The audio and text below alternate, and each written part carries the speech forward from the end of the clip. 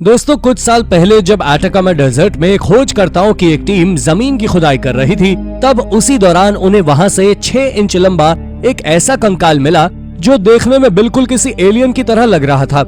हालांकि ये इस तरह के अजीब कंकाल की इकलौती खोज नहीं थी, क्योंकि इसके पहले भी दुनिया भर में ऐसे ऐसे कंकाल खोजे जा चुके हैं जिन्हें देखकर आपके होश उड़ जाएंगे। तो चलिए इसी के साथ शुरू करते हैं हमारी आज की interesting video. Number 10, Bulgarian brides. Germany के बावरिया नामक जगह पर आर्कियोलॉजिस्ट द्वारा कब्रों से कई लंबे स्कल बरामद किए गए, जिनके बारे में माना जाता है कि ये लोग बहुत दूर से इस क्षेत्र में आए होंगे। और जिस कब्र में इन स्कल्स की खोज की गई थी, वो कब्र कहीं और नहीं बल्कि किसानों की बस्तियों के पास ही मौजूद थी। वैज्ञानिकों के अनुसार इन छोटे समुदायों में मुख्य रूप से नीली आंखों, सुनहरे बालों और पीली त्वचा वाले लोग रहते थे। फिर भी लंबे स्कल के डीएनए विश्लेषण से पता चलता है कि इनमें महिलाओं की एक छोटी संख्या भी मौजूद थी, जिनमें काले बाल, काली आंखें और बहुत गहरी त्वचा वाली महिलाएं भी थी।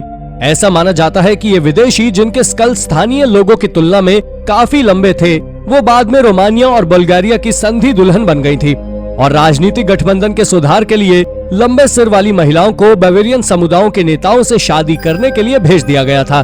चौंका देने वाली बात यह है कि इन विशेष लंबे स्कल को 6 दक्षिणी जर्मन शहरों में नियमित स्कल्स के साथ खोजा गया था। बाद में वैज्ञानिकों ने कब्रों में सामान्य स्कल वाले लोगों के डीएनए को देखा, जो कि लंबे स्कल के डीएनए से काफी अलग थे।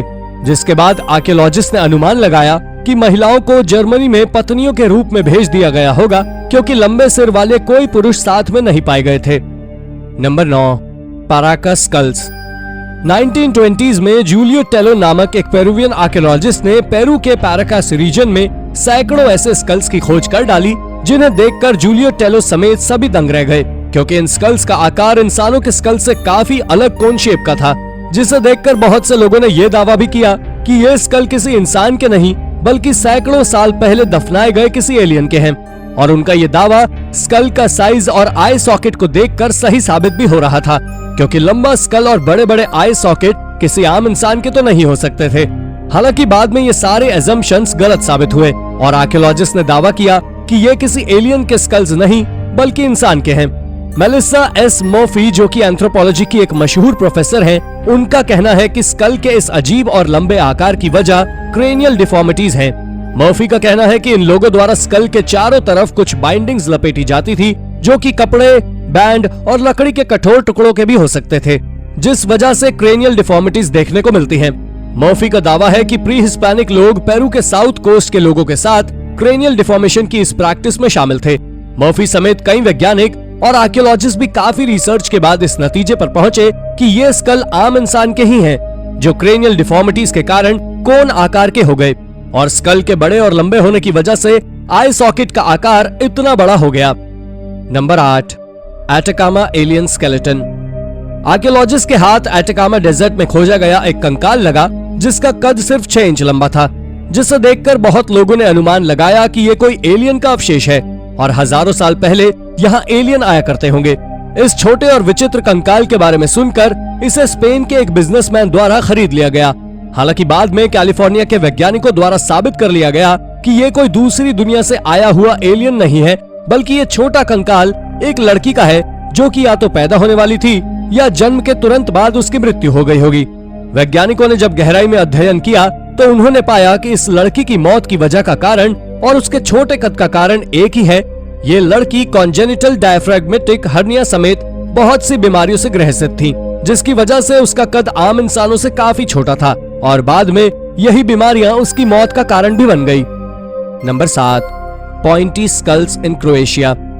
आर्कियोलॉजिस्ट द्वारा क्रोएशिया के पूर्व में मौजूद हर्मनोव वेनोग्रेड नामक स्थल पर हाल ही में खुदाई के दौरान 3 किशोर लड़कों के अवशेष खोजे गए, जिसमें से 2 लड़कों के सिर लंबे और नुकीले पाए गए।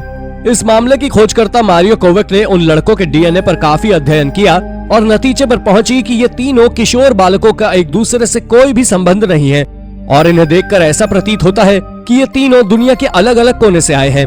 हजारों साल पहले, लगभग 300 से 700 साल के बीच में लोगों द्वारा आर्टिफिशियल क्रेनिशियल डिफॉर्मेशन तकनीक का इस्तेमाल किया जाता था, जिसमें ये प्राचीन माया से लेकर मंगोलिया के हुणों तक दुनिया भर की संस्कृतियों में पाया जाता था और ये अभी भी कुछ क्षेत्रों में बहुत हाल तक किया जा रहा था, जो कि बहुत ही ज्यादा विचित्र है। माना जाता है लोग अपने सिर को लंबा और नुकीला करके अपनी संस्कृति को दर्शाते थे।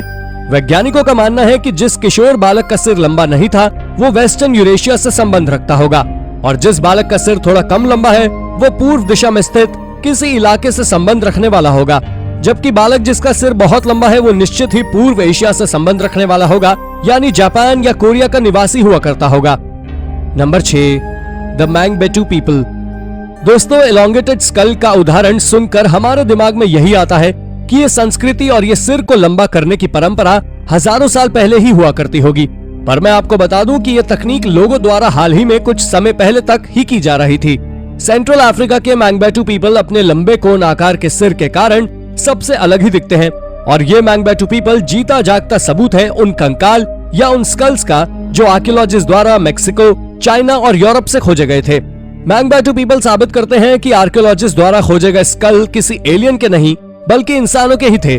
मैंगबेटू पीपल के लिए अपने सिर का आकार लंबा करना एक सांस्कृतिक परंपरा थी, जिसमें बच्चे के पैदा होने के तुरंत बाद ही उसका सिर एक कपड़े से टाइट लपेट दिया जाता था, और ये कपड़े को तब तक सिर पर बांध के रखा जाता था जब तक उसका सिर मन मुताबिक आकार ना ले ले। इस प्रक्रिया में काफी साल लग जाते हैं। ये प्रथा 1950 के दशक तक समाप्त नहीं हुई। जब यूरोपीय लोग आए, बेल्जियम ने इन कांगों पर अधिकार कर लिया और इस प्रथा को बार्बरिक के रूप में देखा जाने लगा। उसके बाद सरकार ने इस प्रक्रिया को रोक दिया। Number 5, ancient Chinese skull reshaping. North China में मौजूद होटोमोगा साइट पर आर्कियोलॉजिस्ट द्वारा कुछ ऐसे स्कल्स खोजे गए जिनके बारे में जानकर आपके होश उड़ जाएंगे।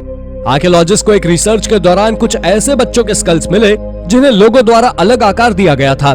आर्कियोलॉजिस्ट द्वारा इस रिसर्च में 1 या 2 नहीं बल्कि 11 मॉडिफाइड स्कल्स जिनका ब्रेन केस बहुत लंबा और सिर के आगे और पीछे का आकार चपटा था।